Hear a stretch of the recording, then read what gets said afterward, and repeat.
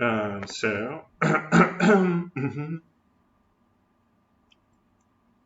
everyone, this is part 3 of the video series, How to Write a Philosophy Paper. Now, in this part, we're going to talk about arguments. So let's continue. The bulk of your paper should consist of a reasoned defense of your thesis, aka your arguments. That is, your arguments for your thesis. When you want to persuade someone of a claim that they don't already believe, which, remember, is the point of a philosophy paper, your thesis should be a contentious thesis, you provide reasons to believe the claim. Sometimes in philosophy, we call the claim that we are trying to argue for the conclusion, and the reasons that we give for it are premises. The claim that you're arguing for should be contentious, as I've said. If everyone already believes it, there's no sense in providing good reasons, in providing any reasons for it. The opposite is true with your premises. The gold standard for premises is that all or most of your readers would agree that the premises are true. Perhaps any reasonable reader would think that that was at least a plausible thing to believe, if not a very obvious thing to believe, right? So gold standard, it's obvious, but you can fall below the gold standard and still have good premises, as long as they're extremely plausible, reasonable things to hold. Your premises also have to support your conclusion, but that doesn't mean that your conclusion has to be a valid or deductive consequence of your premises. It just means that accepting the truth of the premises is a reason to believe the conclusion. So that can be because the conclusion is in fact a deductive or valid consequence of the premises, but it can also be because the conclusion is perhaps the best explanation for the truth of the premises, and again, your reader is supposed to accept your premises, so if they've accepted them because they're reasonable, and the best explanation for these reasonable premises is the thesis that you want to argue for, then of course that's a good reason to accept the thesis. And it could be, if the premises are true, then the conclusion is probably true, even if it's not guaranteed or deductively guaranteed to be true. There is a trade-off between giving reasons that support a contentious conclusion and giving uncontentious reasons, right? So the strongest argument for a proposition is actually known as circular reasoning, a fallacy, right? So consider the following argument. Premise is P, and the conclusion is P, right? This is circular reasoning, but it's not bad because it's invalid. In fact, it's a valid argument. You could prove this in a logic course.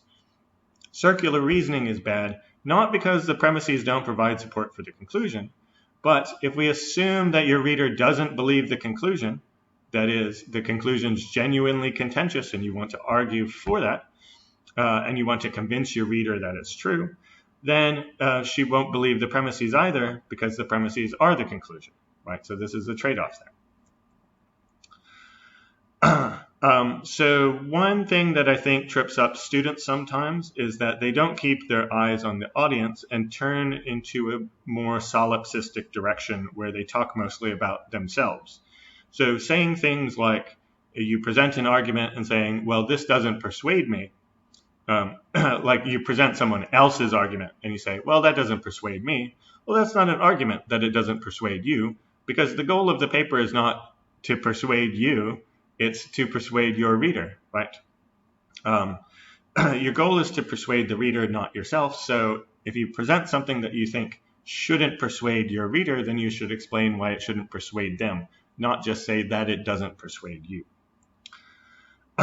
Okay, so here's a question that I get from students. How do I come up with arguments?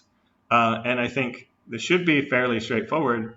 Ask yourself why you believe your thesis, right? I told you in advice on how to choose a thesis, pick a thesis that you believe, right? And then ask yourself why you believe your thesis. Now, that I said is straightforward does not mean I think it's easy. Sometimes it can be difficult to come up with the reasons why you believe your thesis, right? Something may seem clear to you without you knowing why. So what do I mean by this? So when I suggested how to come up with a thesis, I said, well, if something seems off to you, like if you're in class and we presented a theory and then there was an objection to the theory and you thought kind of that objection doesn't seem like it really works against the theory, but you maybe can't articulate why in the moment it doesn't seem that way. So you come up with a thesis that, for instance, that argument doesn't work against the theory, but then you have to work to figure out, well, why was it that it didn't seem that way to you, right? What was it about the case? And then you may have to think a while in order to figure out why it seems so bad. And sometimes maybe it will end in you discovering that you just had a misconception and actually the objection did work. But sometimes it will end with you going, actually, now I see why that objection doesn't work and why I was doubtful in the first place. So in these places where things seem off to you, that's where you can discover your theses, and that's where you can discover your arguments. One important thing, and every good philosophy paper should include this, is consideration of objections to either your arguments or your thesis, right? So the best way to write a persuasive paper in general is to spend lots of time trying to argue that you're wrong. Come up with the very best objections you can think of to your own view, and ideally you want to identify the sort of objections your reader is likely to have, right? You want to imagine that your reader is reading your paper trying to not believe you, right? So you're trying to persuade them, they're trying to resist.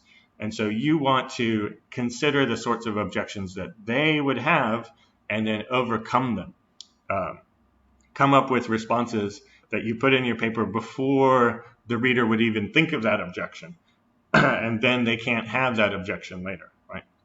So one way to find the sorts of objections that a reader would likely come up with is talking to others about your paper, right? If you can find other people in the class or other peers that you can talk to about your ideas and what your argument is, they might be the best people to give you the sort of ordinary person response about how they would respond to such a thing, right? If you present a very strong objection or two to your views to show why you're right, and then show why you're still right in the face of those objections, that's a very convincing paper, right? So when I say the bulk of your paper should be taken up with arguments, considering objections and then responding to them counts as arguments.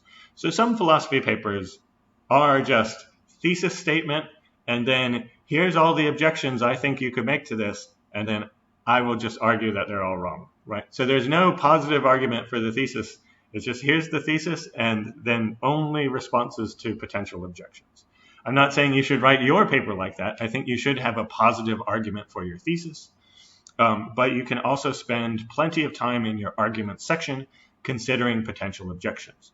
So if you just have one key argument for the claim that you want to make, that's fine to only have one argument for your thesis and then several paragraphs considering potential objections to that argument. That's an acceptable way to write a philosophy paper. Right?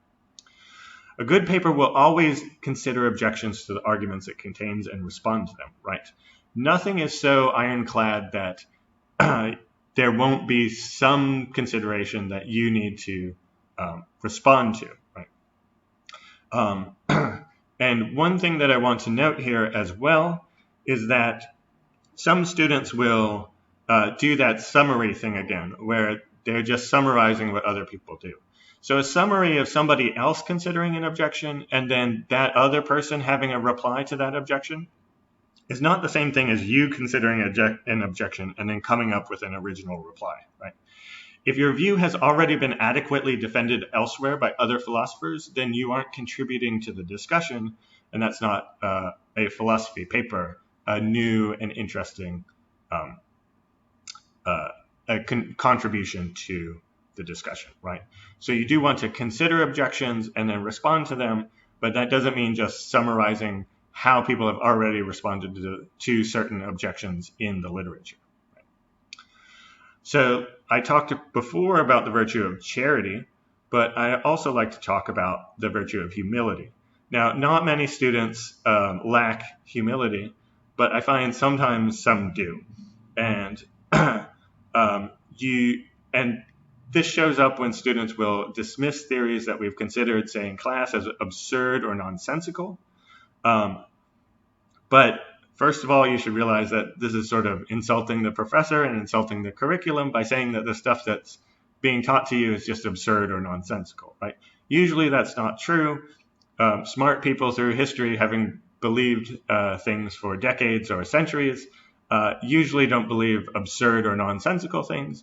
And this is related to charity. If you're humble, you say, well, there's probably some good reason why people would believe this. Maybe I need to be more charitable in how I interpret what their views are, right? To end out this part of the video, I'm going to talk about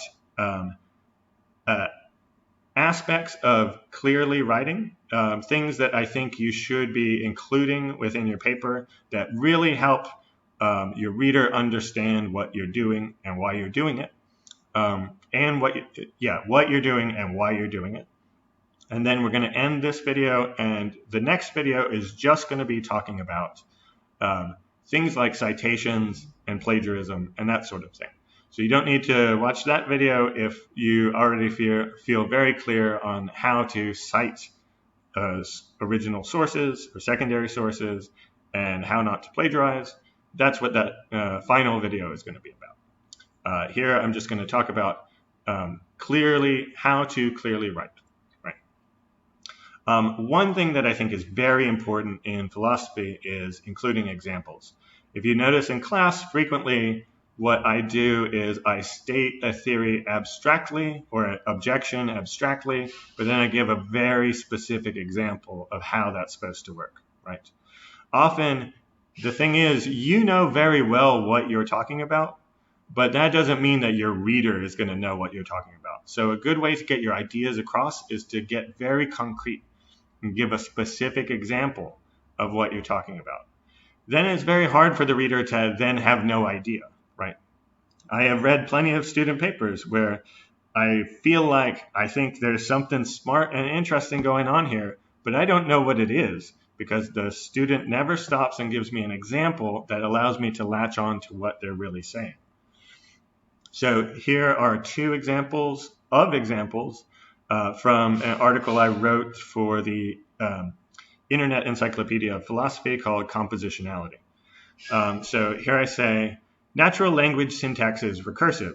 This means that phrases of one syntactic type can be embedded in larger phrases of that same type. Well, that's a very short and direct and clear statement of what recursion means. But also, if somebody just reads that, they might still not really know what recursion is. So then what I do is I proceed with an example. For example, I say, dog is an English noun phrase, and it is a proper part of old dog, which is also an English noun phrase. In turn, old dog is a proper part of the noun phrase smelly old dog, which itself is a proper part of the noun phrase big brown smelly old dog. This process can be repeated. Anytime we have a noun phrase, we can add an adjective to the front of it and get a new noun phrase.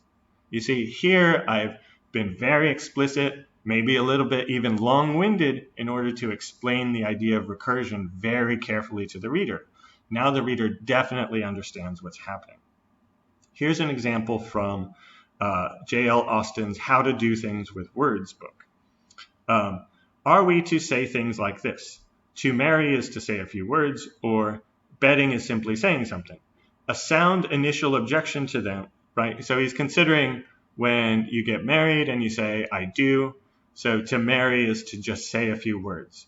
Or if you engage in a bet, you might say, I bet you $5, and somebody says that. And he says, well, does that mean we're saying that getting married is just saying certain words, or betting is just saying certain words?